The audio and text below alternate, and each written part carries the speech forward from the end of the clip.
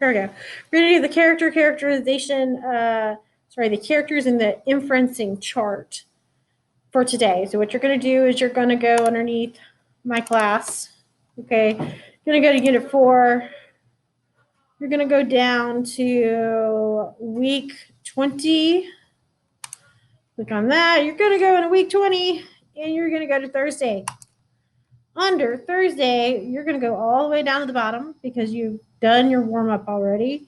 And you are going to click on Percy Jackson, Chapter 1, Character Inference Chart. And when you click on it, it should bring you a page that's similar to this. You're going to click My Document. The document that's going to pull up is going to look something like this. So you're going to go, also, you need to go back to Schoology if you have not already gone back to Schoology. And when you go back to Schoology, you need to reopen up a copy of Chapter 1 because we're going to be doing stuff with text evidence. And if you're using text evidence, then you probably need the story to use the text evidence for. Everybody following me? Yeah, y'all can talk. It's fine. I don't care. Okay, so you'll click on that and you'll have that up also.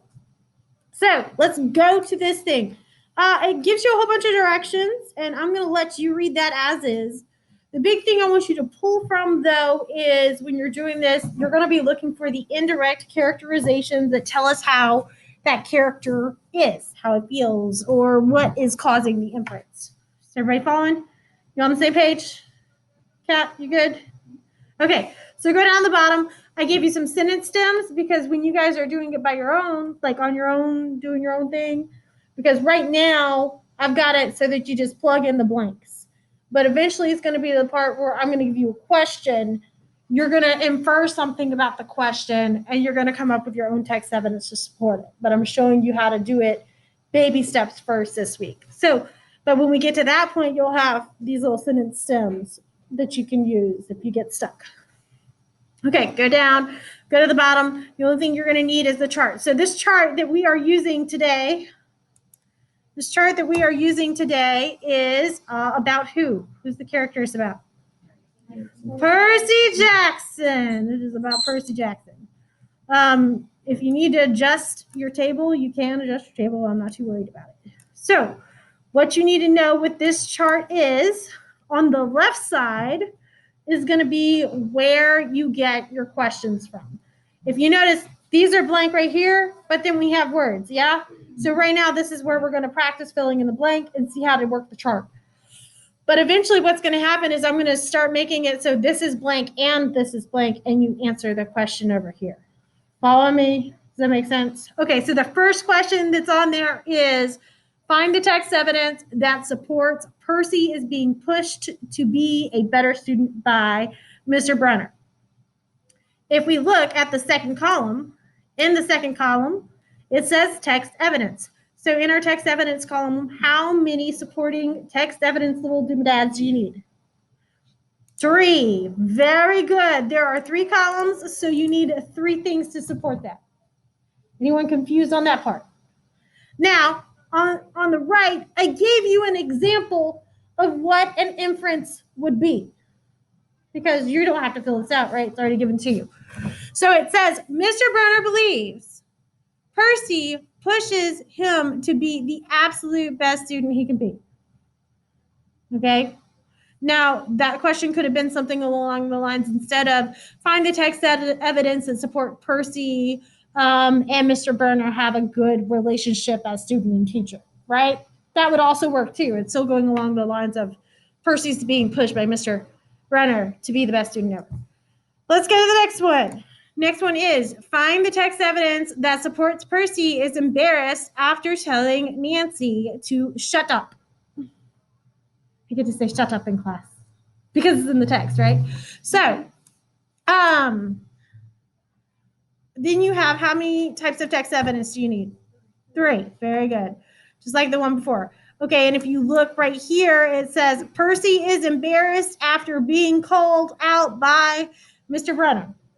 So we will look more into that one in a second.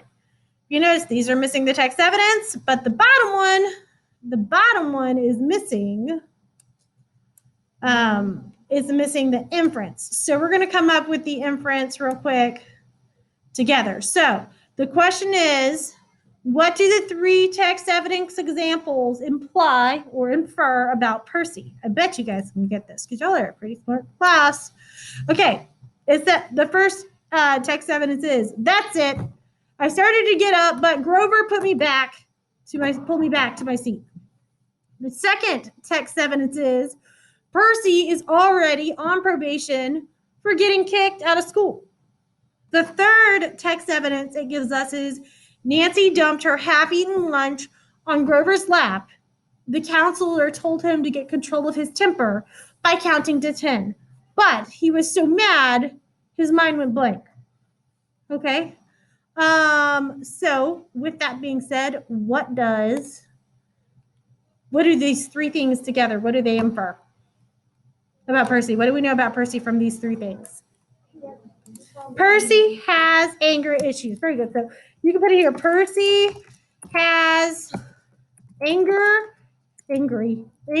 issues, and there's one other thing it infers. Remember, why is Percy getting so mad in this story right now? Because of Nancy. What is she doing? Messing with his best friend. So Percy is getting angry because he wants to do what for Grover? Help him or protect him. So Percy wants to protect Grover. Makes sense how we made that very simple inference from the text evidence? Does that make sense? Yeah. Protect Grover, his BFF for life.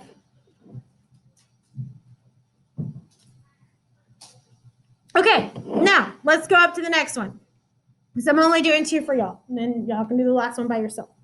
So it says, find the text evidence that supports Percy is embarrassed after telling Nancy to shut up. Shut up, right? So the inference is already given. Percy is embarrassed after being called up by Mr. Brunner. I can't say it. So I want you to pull open your book. Look for your book. All right, go to your book. And on your book, what you're going to do is you are going to start looking for your book, through your book, to see if you can find that isn't. Do you guys remember where Percy told, what's her name, Nancy, to shut up? Or you can just look for the words shut up. They kind of stand out, right? So look, tell me when you find it. What page is it on? It's on page 3. So we're going to go to page 3. There we go. No, too far. I think I scrolled too far. 1, 2, 3. There it is. Okay, so you should be on page 3. And it is, why can I not find it? Oh, there it is. Okay. Mr. Brunner kept talking about Greek funeral art. Finally, Nancy Buffett snickered something about the naked guy on the steel and I turned around and said, "Will you shut up?" It came out louder than I meant it to. The whole group laughed. Mr. Brunner stopped his story. "Mr. Jackson," he said, "did you have a comment?" My face was totally red. I said, "No, sir." Mr. Brunner pointed to one of the pictures on the steel. "Perhaps you can tell us what this picture represents." So go back to our little chart, Doohickey. Tell me 3 things that show Percy is embarrassed. He turned red.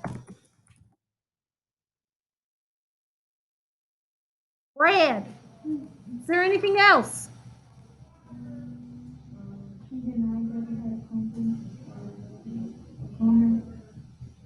Huh? He denied he had a comment. You said no. Yeah. Okay. But does that show that he's embarrassed? No. It came out louder than he meant, though. It does. Right? You're like, oh crap, I didn't even say it out loud, right?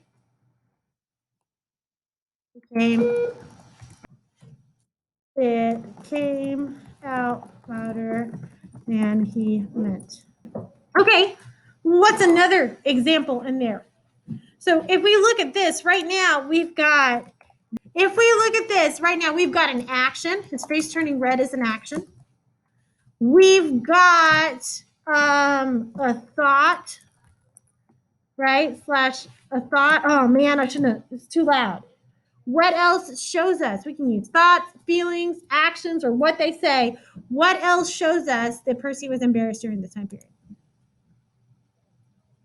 Is there anything that can cause the embarrassment? Laughter. Everyone was laughing at him.